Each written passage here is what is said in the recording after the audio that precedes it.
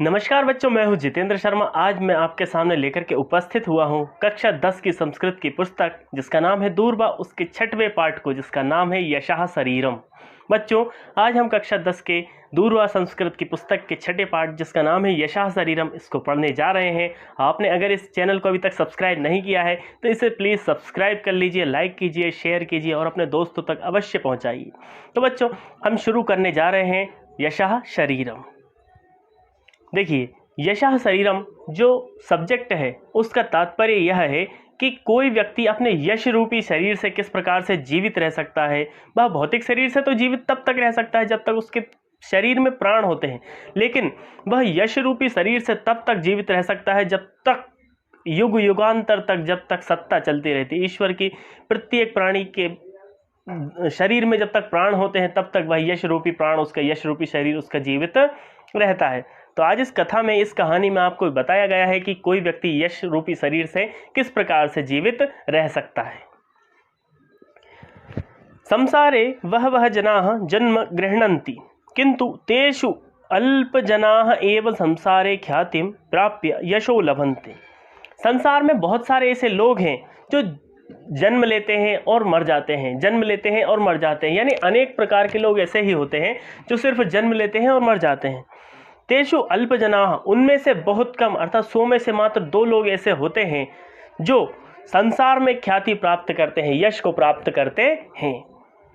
ये स्वसुखम स्वार्थम च परित्यज्य लोकमंगल भावनया लोक कल्याणार्थम कार्यम कुर्वन्ति। ये लोग क्या करते हैं? अपने सुख और अपने स्वार्थ को छोड़कर, उसको त्याग कर क्या करते हैं? लोक मंगल भावनया, लोगों के मंगल कार्य करने की जो उनके अंदर भावनाएं होती हैं, उस भावना से वह लोक कल्याण के लिए कार्य करते हैं। ते एव यशः शरीरेण जीवन्ति, और वे ही लोग ऐसे होते हैं जो यश रूपी शरीर से जीवित रह सकते हैं। ते स्वार्थ मात्रम चिंतयन्ति, ये स्वार्थ मात्रम चिंतयन्ति ते तु जीवंतोपि मृता एव तिष्ठन्ति।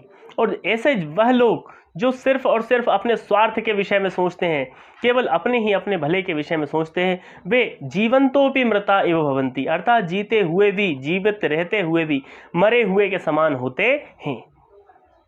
अस्याः भावनायाः विकासाय बालावबोधाय च संकलिता कथा अत्र प्रस्तूयते।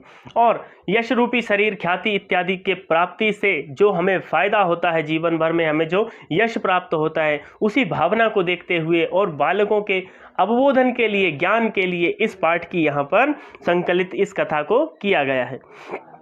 हम कथा शुरू करते हैं। गंगा तीरे मार्कंडेयः नाम कश्चन मुनिः वसति स्म। गंगा के तट पर मार्कंडेय नाम के कोई मुनि निवास करते थे। तस्य गुरुकुले बहवः शिष्याः आसन्। उनका जो गुरुकुल था, मार्कंडेय ऋषि के जो गुरुकुल था, उस गुरुकुल में अनेक शिष्य उनके पास शिक्षा ग्रहण करते थे। किंतु वासुदेवः तस्य प्रिय शिष्यः, उन सारे शिष्यों में वासुदेव जो थे वो उनके प्रिय शिष्य थे। तस्य 12 वर्षात्मकम् अध्ययनं यदा समाप्तं तदा गुरुः तम् आहूय अवदत्। शिष्य जब उसका, किसका? वासुदेव का 12 वर्ष का अध्ययन समाप्त हो गया, तब गुरु ने उसको क्या कहा? बुला करके कहा, शिष्य अधुना भवान सर्व विद्या पारंगतः अस्ति। आज और अब 12 वर्षों की जब तुमने शिक्षा प्राप्त कर ली है, तब तुम क्या हो गए हो? सर्व विद्या पारंगतः, अर्थात तुम सभी प्रकार की विद्या में श्रेष्ठ और पारंगत हो चुके हो।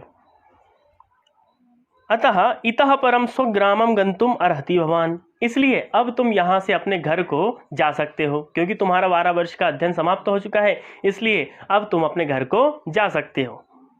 गमनात् पूर्वं भवता द्वारकापुरस्य देवराजस्य गृहं दृष्ट्वा आगंतव्यम। लेकिन घर जाने से पहले तुम्हें एक कार्य में सौंपता हूँ, वह तुम करो। क्या करो? कि तुम यहाँ से द्वारकापुर जाओ। पहले कहाँ जाओ? द्वारकापुर जाओ। वहाँ जाकर के देवराज नाम का एक व्यक्ति है, उसके घर को देख करके आओ। किंतु गृहस्य अन्तः न गंतव्य, लेकिन सिर्फ उस देवराज को देखना, उसके बारे में सुन के आना, उसके बारे में पता करके आना, लेकिन गृहस्य अन्तः न गंतव्य, लेकिन घर के अंदर उसके नहीं जाना है तुम्हें। वासुदेवः तस्मिन् एव दिने द्वारिकापुरं प्रति प्रस्थितवान। देवराज के घर वह निकल गया, द्वारिकापुर वासुदेव उसी दिन निकल गया। दिनत्रयात्मकस्य प्रयाणस्य अनन्तरं तं ग्रामं प्राप्य सह ग्रामद्वारे स्थितान् जनान् अपृच्छत्। जब यात्रा करते करते उसको 3 दिन हो चुके थे, तब वह 3 दिन जब धीरे धीरे चलता गया, गांव से गांव ऐसे करके वह अनेक गांवों को उसने पार किए। और जब वह द्वारिकापुर पहुंचा तो द्वारिकापुर के जब द्वार पर खड़ा हुआ था, गांव के वह द्वार पर खड़ा हुआ था, तब उसने कुछ लोगों से पूछा, बच्चों इस कहानी को आप अवश्य देखना, ये संपूर्ण पाठ आप अवश्य देखना, इसमें बहुत ही अच्छी आपको सीख मिलने जा रही है, कहानी बड़ी ही इंटरेस्टिंग है, इसलिए आप इसको पूरा देखना। जब वह गांव के द्वार पर पहुंचा तो उस गांव के द्वार पर कुछ लोग खड़े हुए थे, तो उसने उन लोगों से पूछा, क्या पूछा? देवराजस्य गृहं कुत्र? श्रीमान जरा बताइए कि देवराज का घर कहाँ है? इति वृथा किमर्थम गम्यते तत्र। लोगों ने उपेक्षा के साथ में उसको उत्तर दिया, तुम वहां बेवकूफों की तरह क्यों जा रहे हो? वृथा किमर्थम, किस लिए तुम बिना मतलब अपना समय वहां पर व्यर्थ गवाने के लिए जा रहे हो, क्यों जा रहे हो? इति उपेक्षयाम वदन्तः, ऐसा उपेक्षा करते हुए, उसकी बुराई करते हुए, निंदा करते हुए लोगों ने कहा। ते देवराज गृहस्थलम सूचितवन्तः, और ऐसा कह करके उन्होंने कह दिया, यहाँ से आगे चले जाना, सीधे चले जाना, वहाँ से ऐसे ऐसे जाके, जैसे कोई किसी को एड्रेस बताता है ना, पता बताता है कि इस तरह से यहाँ से जाना, यूँ से यूँ करना, इधर से लेफ्ट जाना, इधर से राइट जाना, इस तरह से उन्होंने उसको देवराज के घर का पता बता दिया। अग्रे गतः, जैसे ही वासुदेव आगे गए, सह कूपात् जलम उद्धरन्तीं महिलां याचित्वा जलम प्राप्य तत्पिबन् ताम अपृच्छत्। जब वह आगे जा रहे थे तो कुएं के पास में एक युवती क्या कर रही थी? कुएं से पानी निकाल रही थी, अपने घर के लिए पानी निकाल रही थी। तो उन्होंने पानी निकालते हुए उस स्त्री को देखा और उससे पानी की याचना की, और पानी पीते पीते उसने स्त्री से पूछा कि देवराजस्य गृहं कुत्र, कि देवराज का घर कहाँ है? तस्य पापिनः नाम किमर्थम मम पुरतः उच्चार्यति भवान इति वदन्ती सा महिला ततः निरगच्छत् एव। उस महिला ने, जैसे ही वासुदेव ने उससे पूछा कि देवराज का घर कहाँ है, तो उसने तुरंत गुस्से में कहा, उस पापी का नाम तुमने मेरे आगे क्यों ले दिया? ऐसा कह करके उसने तुरंत पानी को छोड़कर वहाँ से निकल गई। मतलब महिला को भी इतना गुस्सा आया उस व्यक्ति पर, वासुदेव के ऊपर इतना गुस्सा आया कि क्यों तुमने उस पापी का नाम मेरे सामने अभी ले दिया। किंचित अग्रे गतः वासुदेवः कंचित देवालयम् अपश्यत्। थोड़ी दूर जब आगे गया वासुदेव, तो वासुदेव वहाँ जा करके एक रास्ते में उसको देवालय मिला, देवालय अर्थात मंदिर मिला। तत्र प्रासादत्वेन भोजन वितरणं प्रचलते स्म। वहाँ प्रसाद के रूप में भोजन वितरण हो रहा था, मंदिर में भोजन वितरण हो रहा था। नितरां बुभुक्षितः वासुदेवः जनानां पंक्तौ उपाविशत्। वह काफ़ी समय से भूखा था, क्योंकि उसे प्रॉपर खाना मिल नहीं पा रहा था, इसलिए वह क्या भूखा था। तो जैसे ही उसने भूख मिटाने के लिए मंदिर में जो प्रसाद वितरण हो रहा था भोजन का, उस भोजन को लेने के लिए उसके मंदिर में उन लोगों की लाइन में वह बैठ गया। भोजन समय स्वपार्श्वे उपविष्टवन्तः कंचित जनम अपृच्छत्। भोजन के पास में भोजन जब वह कर रहा था, तो जब भोजन करते करते उसने क्या देखा कि एक व्यक्ति उसके पास में बैठा था। तो उससे उसने पूछा, देवराज किम धनिका, क्या देवराज बहुत धनवान है? उसने बड़े अच्छे से उससे प्रश्न पूछा, क्या देवराज बहुत ही धनवान है? तदा सह पार्श्वस्थम जनः किम दिग्भवन्तम। जो उसके पास में जो व्यक्ति बैठा था, जिससे उसने यह पूछा था कि क्या देवराज बहुत धनवान है, तो उसने कहा, धिक्कार है तुम्हें। क्यों धिक्कार है? भोजन काले तस्य पापिनः नाम स्मारितम। खाना खाने के समय, भोजन करने के समय ऐसे पापी का नाम तुमने मेरे सामने उच्चारण कर लिया। इति वदन भोजनम परित्यज्य उत्थितः एव। ऐसा कह करके उसने भोजन छोड़ दिया कि ऐसे पापी का नाम तुमने मेरे सामने ले लिया भोजन करते समय। एतद् दृष्ट्वा परिवेशिकाः वासुदेवाय अन्नम पायसादिकं न परिष्टवन्तः। जब जो भोजन परसने वाले व्यक्ति थे, उन लोगों को पता चला कि इसने देवराज का नाम लिया है, तो उन भोजन परसने वाले व्यक्तियों ने क्या किया, भोजन का अन्न और पायसादिकम इत्यादि खीर, जो मिष्ठान्न बने हुए थे भोजन प्रसादी में, वो उन्होंने वासुदेव को नहीं दिया। अर्थात देख लीजिए देवराज की क्या स्थिति थी कि कोई उसका नाम लेना तक पसंद नहीं करता था। खाना खाने वाले के पास बाजू में वह बैठे तो उसने भोजन त्याग दिया, भोजन परसने वाले ने उसको भोजन नहीं दिया। अपूर्णोदरः एव सह ततः उत्थितवान। भूखे पेट ही वहां से बेचारा उठ के चला गया। अपूर्ण उदरा, उदर अर्थात पेट, अपूर्ण जो पूर्ण नहीं हुआ, ऐसा पेट लेकर के मतलब भूखे पेट ही वहां से उसको जाना पड़ा। दूरात एव देवराजस्य गृहं दृष्ट्वा प्रत्यागतः, उसने दूर से ही देवराज का घर देखा और वापस आ गया। सह दिनद्वयस्य अनंतरम गुरुकुलम प्राप्तवान, इसके बाद वह 2 दिन बाद वापस गुरुकुल आ गया। गुरु तम पुनः अवदत् रामनाथपुरम गत्वा रामदेवस्य गृहं गत्वा आगंतव्यम इति। अब तुम देवराज के घर को तो देख आए हो, अब जाओ रामनाथपुर, रामनाथपुर जाकर के तुम क्या करो, अब जाकर के रामदेव के घर को देख कर आओ। शिष्य अनंतर दिने एव रामनाथपुरम प्रस्थितवान, अगले ही दिन जो शिष्य था वासुदेव वह कहाँ चला गया, रामनाथपुर को निकल गया। मध्य मार्गम तेन सोमपुरम प्राप्तम, जब वह जा रहा था तो वहां से जाते जाते उसको रास्ते में एक गांव मिला जिसका नाम था सोमपुरम। तत्र स्वगृहस्य पुरतः उपविष्टां कांचित मातरम अवदत् सः अम्ब किंचित जलम ददातु इति।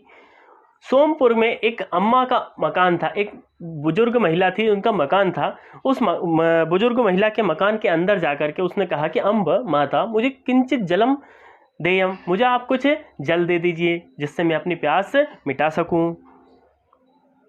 जलम दत्वा माता अपृक्षत भवता कुत्र गम्यते, माता ने उसको जल दिया, जल ला करके दिया। अब फिर कहा भवता कुत्र गम्यते, आप कहाँ जा रहे हैं।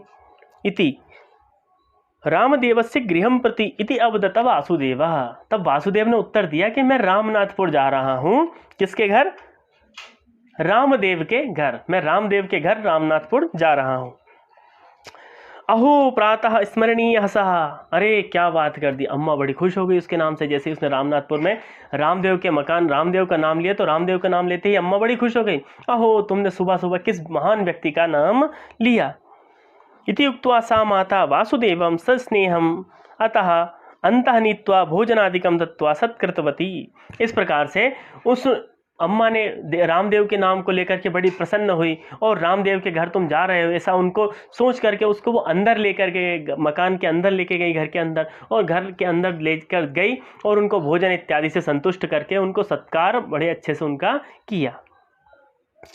ततः निर्गतः वासुदेवः रामनाथपुरम प्राप्य रामदेवस्य गृहं कुत्र, इसके बाद में वो कहाँ गए, ततः निर्गतः, जब वह उस अम्मा के मकान से निकल के गए और जाकर के उन्होंने क्या किया, रामनाथपुरम प्राप्य रामदेवस्य गृहं कुत्र इति कंचित अपृक्षत। जैसे ही वह रामनाथपुर पहुँचे तो रामनाथपुर में जाकर के उन्होंने किसी व्यक्ति से पूछा कि यहाँ पर रामदेव का मकान कौन सा है। सः अपि सत्कृत्य स्वयं आगत्य रामदेवस्य गृहं प्रादर्शयत्। उस व्यक्ति ने, जिस व्यक्ति से उन्होंने पूछा कि रामदेव का यहाँ मकान कहाँ पर है, उन्होंने बड़े आदर सत्कार के साथ आए उसके पास में और आकर के उनसे बहुत ही अच्छे से उनको रामदेव का घर तक उनको लेकर गए। दूरात एव ततः दृष्ट्वा तद्दृष्ट्वा वासुदेवः गुरुकुलम प्रत्यागच्छत्। दूर से ही उन्होंने वासुदेव के मकान को, वासुदेव ने दूर से ही रामदेव के मकान को देखा और देख करके वह वापस घर को आ गए। दिनद्वयस्य अनन्तरं गुरुः अकथयत् वासुदेव भवान इतः स्वगृहं गन्तुम् अर्हति। 2 दिन के बाद जब वह वहाँ रुके हुए थे, रुकने के बाद में उन्होंने उसको कहा कि अब आप अपने घर जा सकते हो। वासुदेव से कहा कि वासुदेव अब तुम अपने घर को जा सकते हो। गमनात् पूर्वं भवता देवराज रामदेवयोः पूर्णः परिचयः प्राप्तव्यम् इति। यहाँ से जाने से पहले तुमने क्या करा है, रामदेव का और देवराज का दोनों का ही बहुत ही अच्छे से परिचय प्राप्त कर लिया है।